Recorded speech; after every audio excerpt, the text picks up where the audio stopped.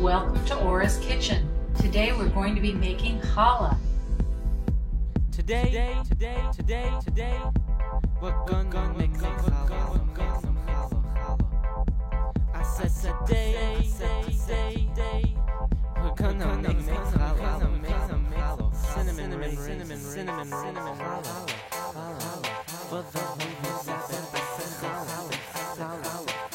After I make sure I have all my ingredients and kitchen tools ready, I like to start with the yeast mixture. We need 1½ cups warm water, mixed together with 4 teaspoons of yeast, and add to it 1 tablespoon of sugar. Let the yeast activate for 5 minutes.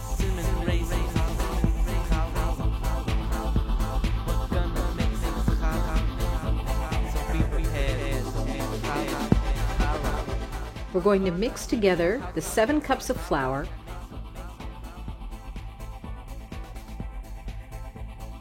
and 1 tablespoon of salt in a glass bowl. Now get the horseradish. I smell the filter. Stir it with your wooden spoon to make sure everything's mixed. Next, we dig out a hole in the middle of the flour mixture to pour the yeast into. Now that the yeast is ready, I'm going to pour it into the hole in the flour. Mix together only 3/4 of the flour in the bowl with the wet yeast mixture. I recommend using a wooden spoon. Chicken soup and matzo ball. Now I'm going to cover the glass bowl to let the mixture rise for 20 minutes. I usually put it near the stove while I'm preparing other food to keep it warm. I personally prefer to use an electric stand mixer, but I'll show you today how to also combine everything by hand. Pass the mendel.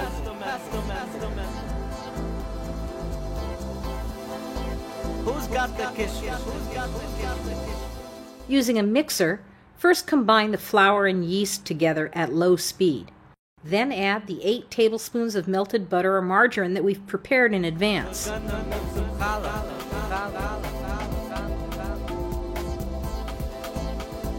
you could forget the chicken soup and the matzo ball.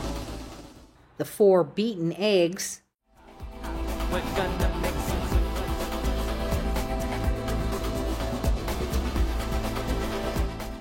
and the 8 tablespoons of honey.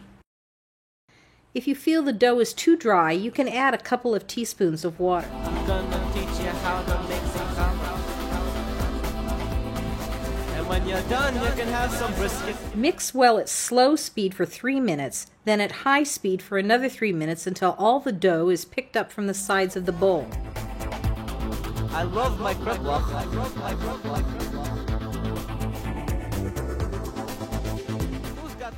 If you're mixing by hand, make sure everything is well combined. Cover the bowl again with plastic or a cloth and set it aside to rise in a warm place for 20 minutes.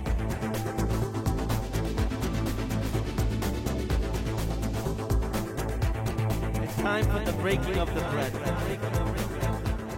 Now get ready to work the dough with your hands. Prepare your countertop or breadboard to knead the dough. Cinnamon raisin, y'all. But for now, challah. The purpose of kneading is to get as many of the air bubbles out as possible. Keep turning the dough over and over on itself.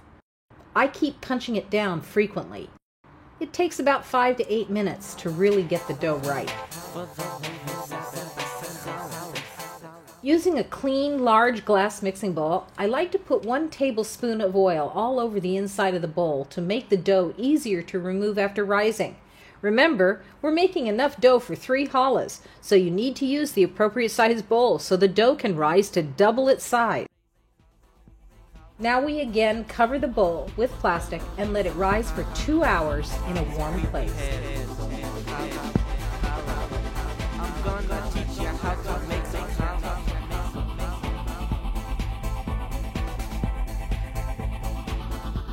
I'm ready to start kneading again. Look how high our challah dough has risen. Wow, this is going to be a great challah.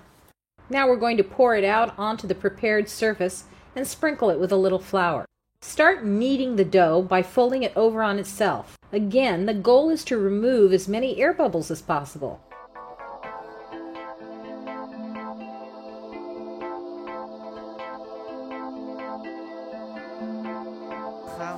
Keep punching the dough down and folding it on itself for about 5 minutes.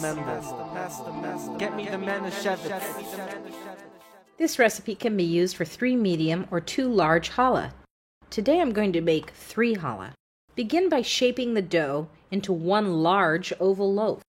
Cut it into 3 parts for the 3 challahs.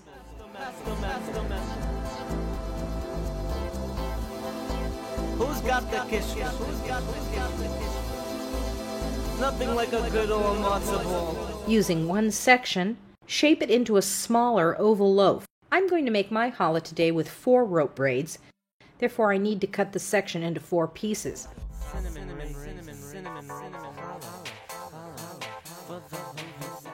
The braids of your challah can be a mix of the different fillings. Roll out each piece to create a flat oblong braid rope. Sprinkle it with cinnamon and with raisins, which have been optionally soaked in sweet red wine and brown sugar. You can also use prune jam and white raisins for a different flavor. Begin rolling the flat dough with filling into long ropes,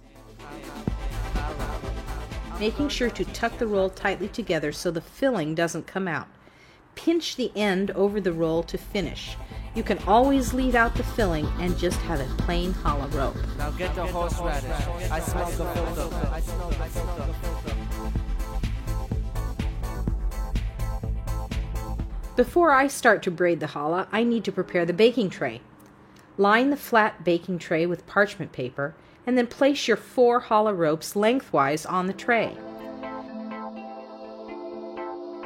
You'll see each rope identified here as A, B, C, or D. This way you'll see how the braid is constructed. Start by crossing B over A, then A over C, then D over A. Continue to follow the sequence as displayed in the video.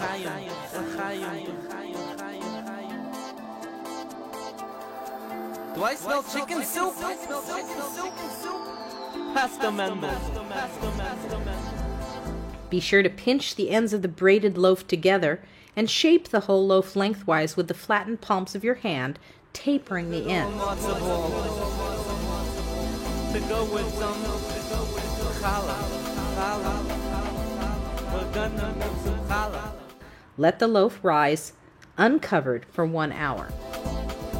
And you could forget the chicken soup and the matzo ball. Now that the beautiful challah braids are rising, we need to prepare the oven. Preheat the oven to 400 degrees. Place a glass baking dish with water on the lowest tray to moisturize the oven for the challah. Yeah. And then we're gonna have some. Next, let's prepare the glaze. We need 2 egg yolks, 2 tablespoons of water, and 1 tablespoon of oil mixed together. Use a soft pastry brush to spread the glaze over the top of the unbaked challah braid. Like a fruit salad. Use a soft pastry brush to spread the glaze over the top of the unbaked challah braid. Make sure to cover the whole top and get into all the crevices. This glaze will produce a lovely golden crust on your bread. As an option, you can also sprinkle sesame seeds or poppy seeds on top. The challah is also beautiful just plain. Time for the breaking of the bread. I hope you enjoyed. Everything is ready for baking. Place the challah dough on the top rack of the oven. Keep the water-filled glass baking dish in the oven during baking. It should take about 25 to 30 minutes to bake the challah completely.